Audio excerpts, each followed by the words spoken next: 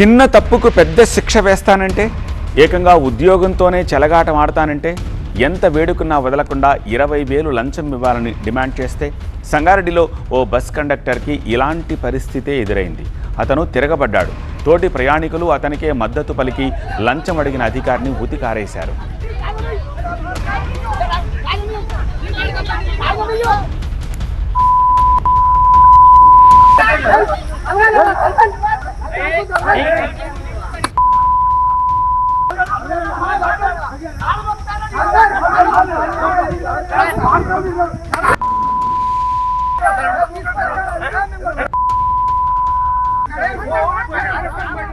సంగారెడ్డి జిల్లాలో RTC bus ticket ఇన్స్పెక్టర్పై దాడి జరిగింది. తనిఖీకి వచ్చి లంచం అడిగిన అధికారిని చెప్పుతో కొట్టాడు కండక్టర్. అతనికి ప్రయాణికులు కూడా తోడై మూకుమ్మడిగా విరుచుకుపడ్డారు.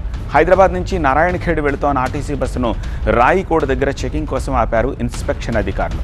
ఓ వ్యక్తి టికెట్ లేకుండా ప్రయాణిస్తున్నట్టు గుర్తించారు. అయితే ప్రయాణికుడితో పాటు కండక్టర్పై కేసు పెట్టకుండా ఉండేందుకు 20,000 లంచం అడగడం ఒక్కసారిగా ఉద్రిక్తతకు కారణమైంది. అంతే, కోపంతో ఊగిపోయిన కండక్టర్ లంచం అడిగిన అధికారిని చెప్పుతో కొట్టాడు.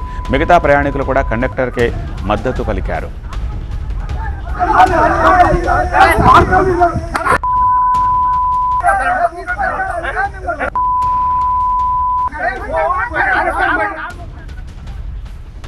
ఆర్టీసీ నిబంధనల ప్రకారం తనిఖీల్లో టికెట్ లేదని తేలితే కండక్టర్ బాధ్యత వహించాల్సి ఉంటుంది.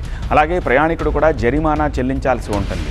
బస్సు ఫుల్లుగా కిక్కిరిసి ఉండడం వల్ల పొరపాటు జరిగి ఉంటుందని క్షమించాలని విజ్ఞప్తి చేసినా ఊరుకోకుండా లంచం డిమాండ్ చేయడం వల్లే ఇలాంటి ఘటన జరిగిందంటున్నారు ప్రయాణికులు.